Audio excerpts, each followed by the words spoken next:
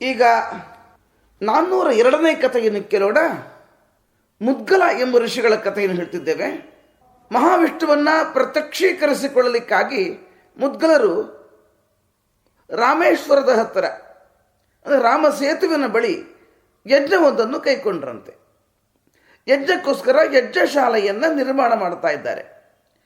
ಆ ಸಂದರ್ಭದಲ್ಲಿ ಮಹಾವಿಷ್ಣು ಪ್ರತ್ಯಕ್ಷನಾದ, ಬೇಕಾದವರ ಕೇಳಿಕೊ ಅಂತ ಹೇಳ್ತಿದ್ದಾನೆ.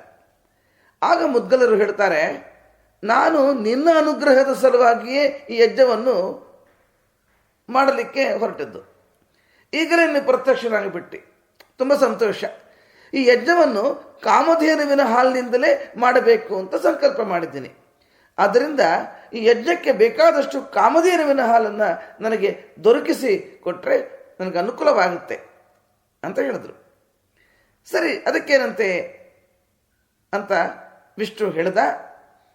ವಿಶ್ವಕರ್ಮನನ್ನು ಕರೆಸಿದ. ಅಲ್ಲೇ ದೊಡ್ಡ ಒಂದು ಕೆರೆಯನ್ನು ಮಾಡಿಸಿದ, ಶುದ್ಧವಾದ ಕೆರೆ. ಕಾಮಧೇನುವಿಗೆ ಹೇಳಿದ, ಈ ಕೆರೆ ತುಂಬ ನೀನು ಹಾಲನ್ನು ಸುರಿಸಬೇಕು ಅಂತ. ಕಾಮಧೇನು ಹಾಗೆ ಮಾಡಿದಳು. ಸಂಕಲ್ಪಿಸಿದಂತೆ ಮುದ್ಗಲರು ಯಜ್ಞವನ್ನು ಪೂರ್ಣಗೊಳಿಸಿದರು. ಮಹಾವಿಷ್ಣುವಿನ ವಿಶೇಷ ಅನುಗ್ರಹಕ್ಕೆ ಪಾತ್ರರಾದರು. ಆ ಕಾಮಧೇನುವು ಹಾಲನ್ನು ಸುರಿಸಿದ ಕೊಳ ಕ್ಷೀರಕುಂಡ ತೀರ್ಥ ಅಂತ ಪ್ರಸಿದ್ಧವಾಗಿದೆ. ಇದು ರಾಮೇಶ್ವರದ ಬಳಿಯಲ್ಲಿ ಈಗಲೂ ಇದೆ. ಈಗ ಅಲ್ಲಿ ಅದರಲ್ಲಿ ಹಾಲಿಲ್ಲ, ನೀರು ಮಾತ್ರ ಇರುವುದು. ಕಾಮಧೇನುವಿನ ಹಾಲು ಅದರಲ್ಲಿ ಇಲ್ಲ, ನೀರು ಮಾತ್ರ.